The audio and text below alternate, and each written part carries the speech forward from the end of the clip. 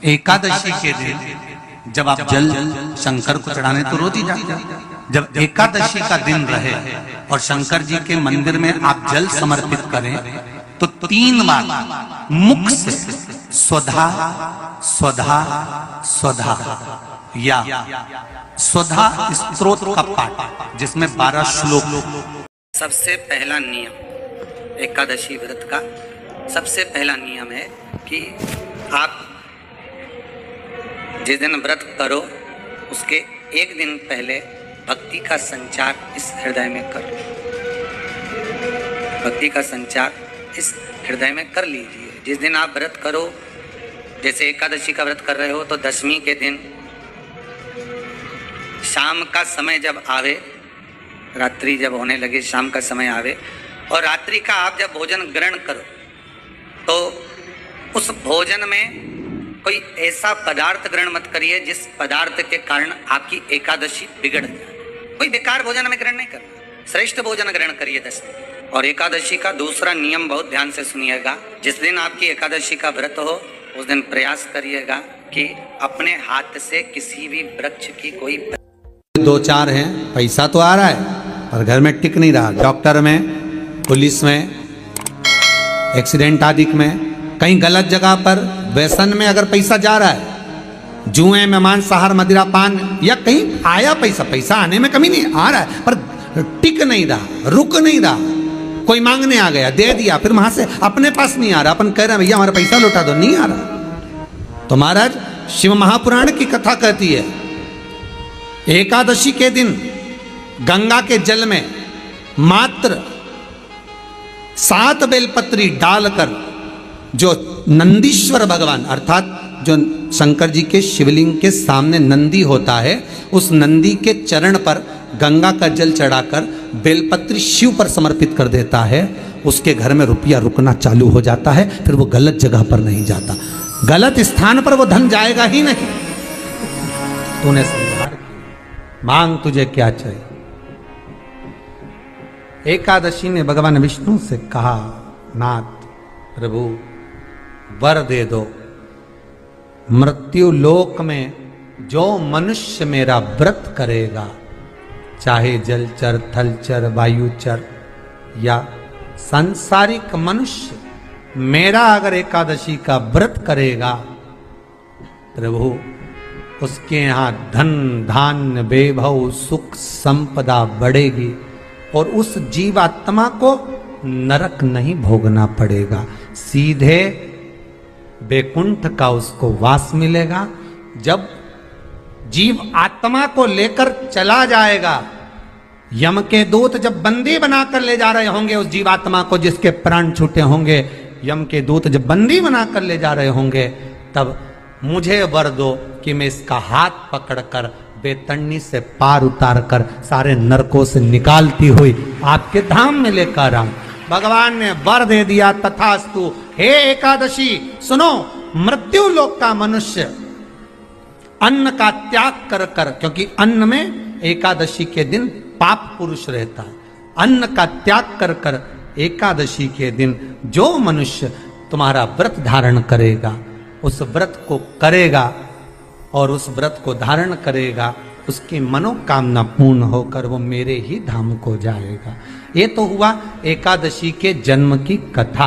एकादशी के दिन गंगा के जल में मात्र 7 बेलपत्री डालकर जो नंदीश्वर भगवान अर्थात जो शंकर जी के शिवलिंग के सामने नंदी होता है, उस नंदी के चरण पर गंगा का जल चढ़ाकर बेलपत्री शिव पर समर्पित कर देता है, उसके घर में रुपया रुकना चालू हो जाता है। फिर वो गलत जगह पर नहीं जाता, गलत स्थान पर वो धन जाएगा ही नहीं। बेटा अगर व्यसन में पड़ा हुआ है, मदिरा पान में पड़ा हुआ है, मांसाहार में, जुए आदि में जा रहा है, तुम्हें लग रहा है कि मेरा बेटा गलत मार्ग पर जा रहा है, ये मित्र दोस्ती गलत हो रही है, वो सही जगह पर आ जाए। करना है एकादशी।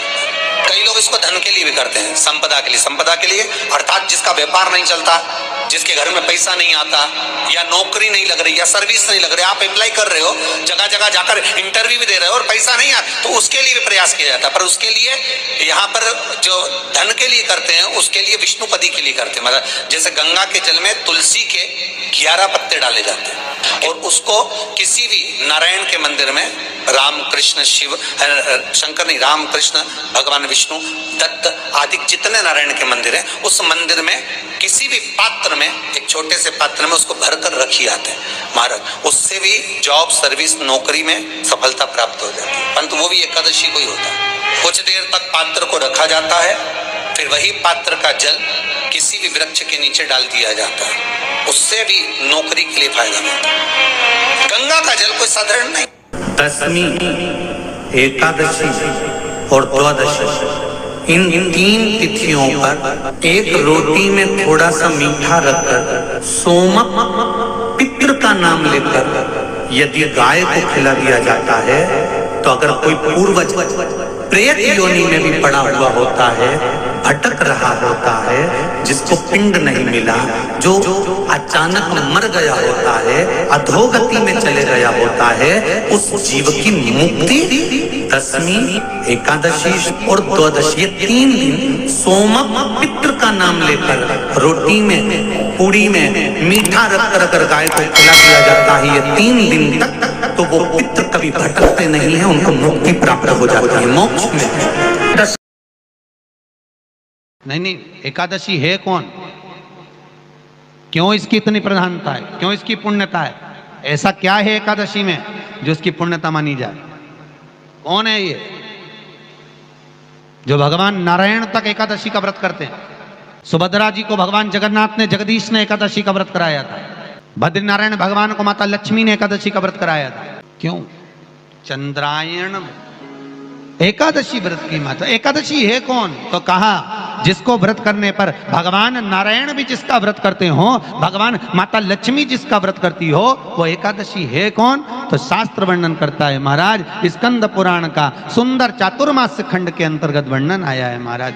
एक बार भगवान विष्णु आनंद में विराजमान थे, पद्मावती और माता लक्ष्मी दोनों उनके पास में विराजी हुई थी। भगवान लक्ष्मी और पद्मावती दोनों बैठी, एक सिर के पास, एक चरण के पास। कुछ समय बाद वहीं पर ब्रह्मदेव का आगमन हुआ और ब्रह्मा जी आगमन पाकर भगवान नारायण पद्मावती से लगकर उठे और उठकर लक्ष्मी की ओर झुके। झुकने पर इन तीनों के समागम से भगवान नारायण के हृदय चित्त से एक कन्या प्रकट हो गई। उस कन्या का नाम एका था। क्या नाम था? एका। अब 10 उसके गुण इतने प्रबल थे, वो 10 गुण उसके बड़े प्रबल थे कि वो एका जिसको निहारती थी उसको संपदावान बना देती थी, जिसको देख लेती थी उसके जीवन में वो आनंद की अनुभूतियां करा देती थी। एका जिस मार्ग से जाती थी उस मार्ग के द्वार खोल देती थी। एका का पुण्य इतना पुण्य प्रखर। पद्मावती और लक्ष्मी ने कहा महाराज ये बेटी आपके द्वारा निर्मित हुई है, इसका कन्यादान करना चाहिए। हमारे यहाँ हिंदू धर्म में रीति है, जिस दिन कन्यादान करा जाता है उस दिन व्रत रखा जाता है। अब आजकल रखते कि नहीं रखते मालूम नहीं, और कन्यादान करते समय व्रत रखा जाता है। व्रत रखना, एका का कन्यादान करना है। भगवान बोले कन्यादान करें, किसको दें? एका किसको दी जाए? एका प्रदान किसको करी जाए? पुण्यता किसको दी जाए?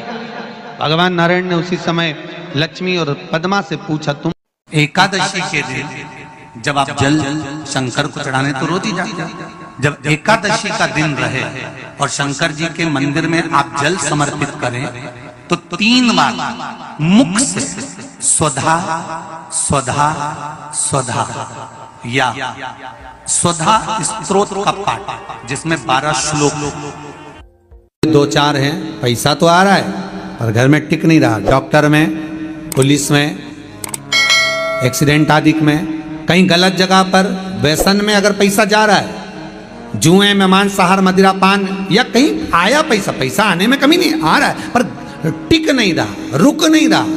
कोई मांगने आ गया, दे दिया, फिर वहां से अपने पास नहीं आ रहा, अपन कह रहे हैं भैया हमारा पैसा लौटा दो, नहीं आ रहा। तो महाराज शिव महापुराण की कथा कहती है एकादशी के दिन गंगा के जल में मात्र 7 बेलपत्री डालकर जो नंदीश्वर भगवान अर्थात जो शंकर जी के शिवलिंग के सामने नंदी होता है, उस नंदी के चरण पर गंगा का जल चढ़ाकर बेलपत्री शिव पर समर्पित कर देता है, उसके घर में रुपया रुकना चालू हो जाता है। फिर वो गलत जगह पर नहीं जाता, गलत स्थान पर वो धन जाएगा ही नहीं। तूने संसार की मांग, तुझे क्या चाहिए? एकादशी ने भगवान विष्णु से कहा, नाथ प्रभु वर दे दो, मृत्यु लोक में जो मनुष्य मेरा व्रत करेगा, चाहे जलचर थलचर वायुचर या सांसारिक मनुष्य, मेरा अगर एकादशी का व्रत करेगा प्रभु, उसके यहाँ धन धान्य वैभव सुख संपदा बढ़ेगी और उस जीवात्मा को नरक नहीं भोगना पड़ेगा, सीधे बैकुंठ का उसको वास मिलेगा। जब जीव आत्मा को लेकर चला जाएगा, यम के दूत जब बंदी बनाकर ले जा रहे होंगे उस जीवात्मा को जिसके प्राण छूटे होंगे, यम के दूत जब बंदी बनाकर ले जा रहे होंगे, तब मुझे वर दो कि मैं इसका हाथ पकड़कर बेतन्नी से पार उतार कर सारे नरकों से निकालती हुई आपके धाम में लेकर आऊं। भगवान ने वर दे दिया, तथास्तु। हे एकादशी सुनो, मृत्यु लोक का मनुष्य अन्न का त्याग कर कर, क्योंकि अन्न में एकादशी के दिन पाप पुरुष रहता है, अन्न का त्याग कर कर एकादशी के दिन जो मनुष्य तुम्हारा व्रत धारण करेगा, उस व्रत को करेगा और उस व्रत को धारण करेगा, उसकी मनोकामना पूर्ण होकर वो मेरे ही धाम को जाएगा। ये तो हुआ एकादशी के जन्म की कथा।